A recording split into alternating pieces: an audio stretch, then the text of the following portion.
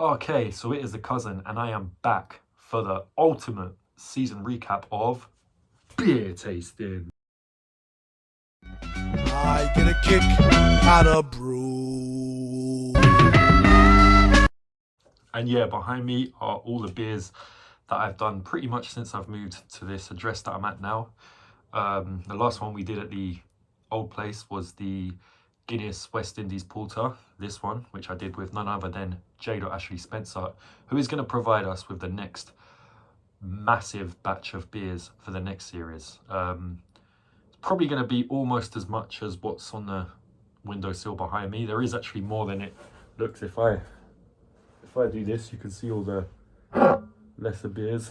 There's an Adnams Ease Up hiding amongst those cans. I mean, you can definitely tell I preferred the bottled ones to the cans.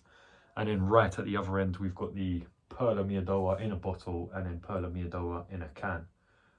Dragon Stout, which we did with Griffo, is in third place, although technically that's second place because, you know, the Perla Miadoas. And just for Joe, I put the Chocolate and Orange Stout in third place because he really wasn't happy with me saying it's underwhelming.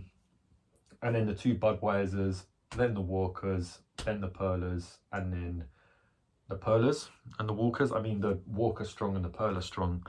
And then the Star, which was one of the earlier beers we did while I've been here. And I'm currently drinking this Tsingtao, which I said in the video, average at best. Got a 5 on design and a 3 on taste. So I think I'd put that, I think I'd put it between either the Super Malt Stout here and the Origin, or the Budvar and the Super Malt Stout. It's okay, you know. This one I think is the only Chinese one we've done on this channel. Yeah, this this one's been a pretty international, worldwide series. It all started with this one right here, the Guinness Foreign Extra Stout, because of the neighborhood I'm in. I think these drinks, more so the Nigerian ones, really represent the kind of neighborhood I'm living in. But we've got a lot of Nigerian drinks, a couple of Jamaican ones, quite a few, or a handful of South American or Latino or Hispanic drinks, quite a few Polish, Czech, and then Slovakian beers. And then there are a few English ones in the mix there. The Favela, which I thought was Brazilian, turned out to be English, and then of course Chinese. So we really have gone around the world in this ultimate worldwide international series. But then the next series we're doing, I think most of them are going to be English, because Joe's gone for the more mainstream lagers, which, you know, completely different from what I've just done. Most of these beers I don't think he's done actually, so we're going to talk about them. I'm going to break it down into different categories, sections, probably based on what country they're from, and yeah, so this is the cousin with the ultimate series.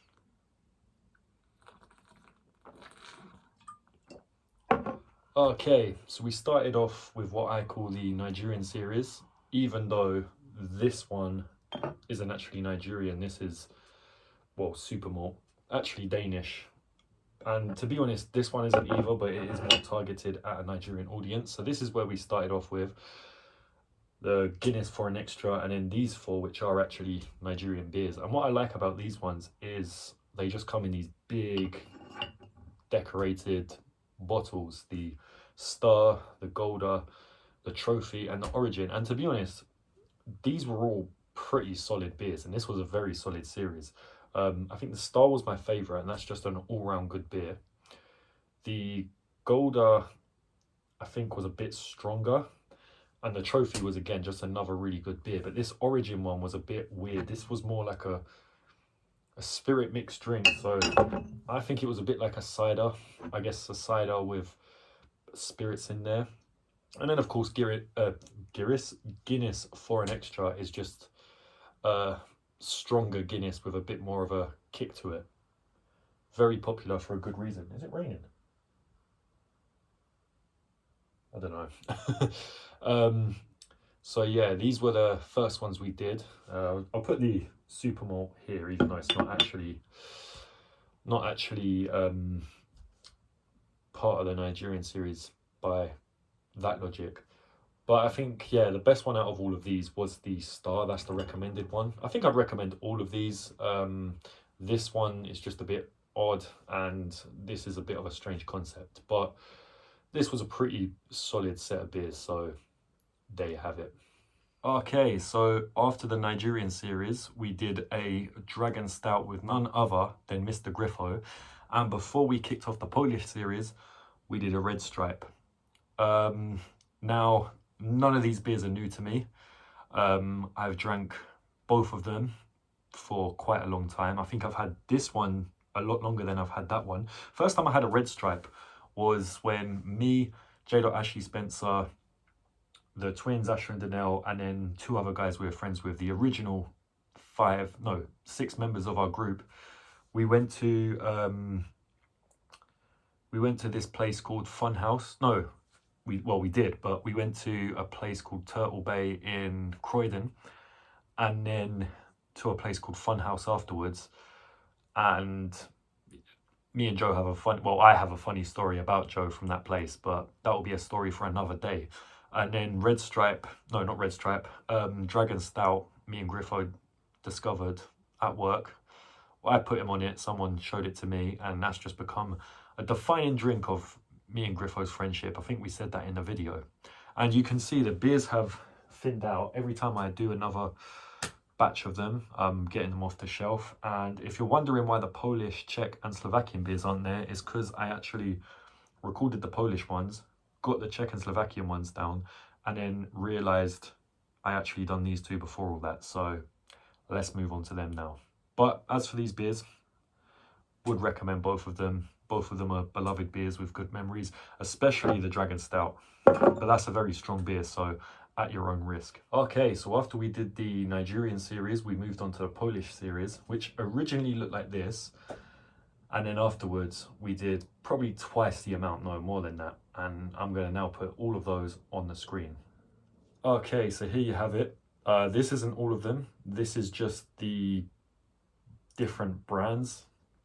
There's 2 Polas on here, of course, but yeah, they wouldn't fit on the table anyway, and all the other ones are just different versions of these 2.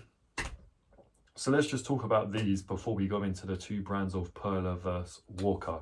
So we did the Zyski first, which I think is appropriate, as that seems to be the more well-known Polish beer. And then Zuba is one that I'd recognised for quite a while, especially with its little bison on there. Then we moved on to Perla, which I feel was the most dominant brand this series, maybe. Perla had completely changed the game, and we started with the Kimialoa, which was a very average beer. In fact, most of these canned ones, most of these Polish ones, were average at best, and this was no exception. And then we discovered Miodowa, which has become my favourite beer, but we'll get onto that in a minute. So then we did the Walker, same thing as the original normal Perla. Yeah, just an average beer really, nothing too special. Again, we'll get more into Walker. And we also did this Zwiek, which wasn't my first time having one of these drinks. I did have their wheat beer not too long ago. I'll put that video there. And yeah, this one was okay. All of these, excluding this one, were average at best. I wasn't a fan. So yeah, now what I'm going to do is I'm going to go into the Perla versus Walker, because that was a pretty significant thing on this channel. So let's do that now. So here we have 3 different cans of Perla, the Kimialoa in the green, the Miodowa in the yellow, and the Mokna, which is the strong Perla, in black, and then also a bottle of Perla Miodowa. Now, this is, let's say, their standard beer and what set pace. And to be honest, I wasn't impressed by it. But these 3, oh my god. So this is the best. Well, these 2, the Perla Miodowa, is the best. This is probably my favorite beer of all time, but I mean, these. I just prefer the bottle version. And the Mockno was also really good, but we did that after the Walker, which is what I'm going to get into now. So Walker, a bit more simple, just classic and strong. Again, the classic I just wasn't really impressed with. Yeah, but the strong, that was really good. I ended up doing this one twice, thinking it was this one. But yeah, that is a really good beer. I really like this. This was like almost like drinking a stout lager, if such a thing exists. I really enjoyed that. So comparing them all side by side, let me just get the others up. This is how I'd rate them from best to worst. The Miyadoa, yeah, the best beer, not just of this series, but my personal favorite, the champion right there. But when it comes to the classic sort of beers versus the strong ones, Walker is a better strong one, but I think I preferred the Perla to the regular Perla to the regular Walker. That being said, these two are very average, but anything from here onwards is really good. So that has been it from the Polish beers. We're going to move on to the Czech and then the Slovakian and then wherever after that. So okay, so here we have the Czech Republic and Slovakia. This is actually the order I tried them in. It's just a coincidence that all the Czech ones are on this side and all the Slovakian ones are on this side. Kozel was the first one. I actually thought it was Polish when I first tried it, and Kelt was the last one. Kelt's actually confusing because it's a Slovakian brewery done in a Czech style, and when I was trying to research it, I couldn't work out if it was Czech or Slovakian. Some places were saying Czech, some were saying Slovakian. Everything was in a language I couldn't read, but most of them seem to point at Slovakia as the original brewery of this drink here. So what I'm going to do is remove all the Slovakian ones, focus on the Czech, put the Slovakians back on the table and go through them. Okay, so the Czech beers we did in order was the Kozel 10, the Budweiser Budvar, not to be confused with the American Budweiser, Birell Svetli, which was an alcohol-free drink and the worst on this series, and then the Gambrinus. So I'd say the only standout one here was the Budweiser Budvar and the Birell Svetli for the wrong reasons. Other than that, very average. So let's move on to the Slovakians. As for the Slovakian beers, we've done the Zlatý Bazant, the Saris, which I thought was called Vyhraj and affectionately called the Skoda beer, and the Kelt, which, yeah, is a weird Czech Slovakian beer based off Celts in Ireland. Yeah, it doesn't really make any sense. I actually thought these two were pretty good. I think I liked this one more, the Skoda beer. That one actually surprised me. I thought this one was a 12% because just like the Kozel 10, it's called Zlatý Bazant, but it's got 12% on it, which makes you think that these drinks are a lot higher in percentage than they actually are.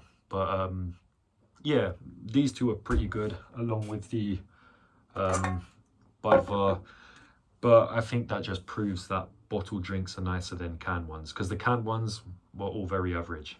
Okay, and then we went to, well, we sort of went to South America with these Latino beers. That's right, I now know the difference. Latino means Latin America, which these are all from, except for this one, but we'll get onto that. Hispanic means Spanish speaking, which is why Brazil is excluded from it. Knowledge! So yeah, I'm going to talk about this one as if it is Brazilian, and then I'll get onto why it's not. But we first did the Pilsner right after, I think it was the Kozel 10. This was an Ecuadorian beer. Me and Griffo, mainly through me, but I have an Ecuadorian friend who I showed this to, and he said, yeah, that's a very big beer in Ecuador, it's the beer. And to me, I thought it was a bit like a Budweiser, but that's a compliment because I do love a Budweiser. Yeah, good beer. Then we did the Club Colombia Dorada. I really like this one. Yeah, this one's from Colombia. and it's just got a really cool design with these almost like, I don't know if they're like Mayan Aztecs, but yeah, they're pretty good. Then we did the Pacifico Clara. This is a Mexican beer, and it was good. It just wasn't really interesting, but you know, it was all right. And then we get onto the confusing one, Favela, the Taste of Rio, which turns out to be an English beer that's just themed on Brazil and Rio. But that was quite nice. It was 5%, so I think it's the strongest of all of these. And I would have said this is the better one, but it just had a taste that I thought was a little bit, you know, not for everyone. But putting them in order of best to worst, I would probably go something like this. Or maybe, I don't know, something like that. That was the better one. But to be honest, they're all good. So this has been the Latino series, I'm going to call it now. And then we've just got the remaining beers there, which are a bit of a mixed batch. I think I'm going to just get all of them on here and just go through those ones. So, okay, so these are the final 6 beers, although technically 7 because 2 Budweisers. It's a pretty mixed batch. I mean, these are all from the UK, and then we've just got China and America. So I've just done a review on the Tsingtao. Just an average beer, can't really say any more. Budweiser I really like. This one is imported and has Hebrew writing written all over the back of it. I don't know if you can see that. And was 5%, whereas this one was 4.5% and in a bigger can. So I'm just going to take these ones off the table and just focus on these ones since they're more appropriately matched. And I have to admit, that is just a wacky mix right there, because we've got chocolate orange stout, IPA, a funky IPA, and in a cheap corner shop lager, which was only 2.8%. So I thought Skol was Polish, but it turns out it's Scottish. Yeah, apparently this is just a light Scottish drink. The Ease Up IPA is a bit of a eccentric one by Adnams, which I know they do the Broadside, which I like. India Pale Ale by Shepherd Neame. I did that after a Wing Wednesday with J. Ashley Spencer, 6.1%, and I remember enjoying it. So yeah, that was a pretty good one. And then the chocolate and orange stout, legendary in its own right. I wanted to do that one for at least a year after Joe hyped it up so much. And it's not that I didn't enjoy it, it's just that I was a little bit underwhelmed by it. So yeah, bit of a mixed bag here. I'm now going to show you the best of the best in this series. So okay, so these are the 5 most recommendable beers from this massive international series. So of all the beers in the whole world, these are the winners. And yeah, I'd say these come from a, you know, bit of a range. Got Poland, Jamaica, England, America, and Poland again. So yeah, Poland, I mean, the best one was a Perla, a Polish beer. So Poland have won, I don't know, the World Cup of beers. Jamaica in second place, and then England in third, which isn't bad. 2 of these beers are beers that I'd done before this series, the Dragon Stout and the Budweiser. Didn't actually expect to do the Budweiser. It's only because Joe bought them on that night out for God knows what reason. This is the 5% version. I actually preferred that to the 4.5%. And the Perla Miadawa, I prefer. I've got so many cans by my feet now. Oh, there it is. I actually preferred the bottle to the can. And with the Walker, where's the other Perla? Alternatively, there is this one. I just personally preferred the Walker a little bit more. It just had a little bit more strength. So yeah, Perla Miadawa, by far my favourite drink. Really nice honey beer. Dragon Stout, a nice strong stout with a good kick to it. Chocolate and orange stout, one of Joe's favourites. He really hyped it up. Yeah, it does kind of taste like a Terry's chocolate orange. Budweiser, one of my dearest beers. And the Walker, it just really impressed me because, again, it was just a strong beer that almost tasted like a stout. It's a dark beer, so that kind of makes sense. So these are the ones that I would recommend. The top three being these three, and the winner, of course, being the Perla Miyadawa in bottle form. Yeah, this has just become my favorite drink. I can't tell you how many of these I've had. I've had maybe 6 since I've done this series. So I had 3 from a 4-pack. 1 I got the first time, 1 Joe got me, and this one. Yeah, 6. Which is pretty mad, considering it wasn't that long ago I discovered it. I think all of these videos have been made within 2 months. 3 at max, but I think it's been about 2 months. That's a lot of beer, and there's plenty more to come. So hopefully you've enjoyed watching this video.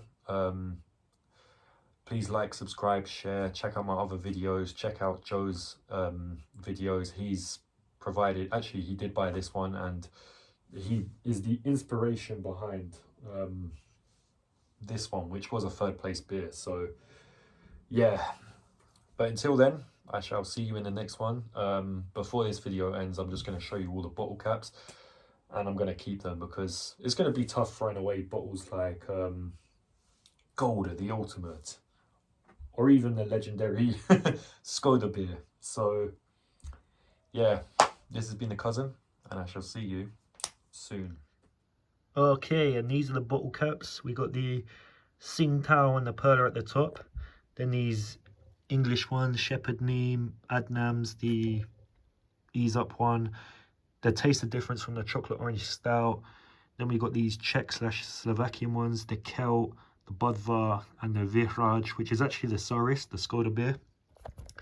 Then we got the Latin America ones here with the Pilsner, Club Colombia, Pacifico, and the Favela. The Nigerian beers, these are some really cool bottle caps, and so is this one here. The Star, Golder, Trophy, Origin. Then we got the Guinness Import, and then some Caribbean drinks with Dragon Stout, 2 of those because I did one with Griffo and one on my own. That's not even a beer, that's a soft drink. Pretty sure that was off the Super Malt. An Erdinger, which I did on Boxing Day. And that is a Hawkstons lager I did with Master Halstead. So there you have it.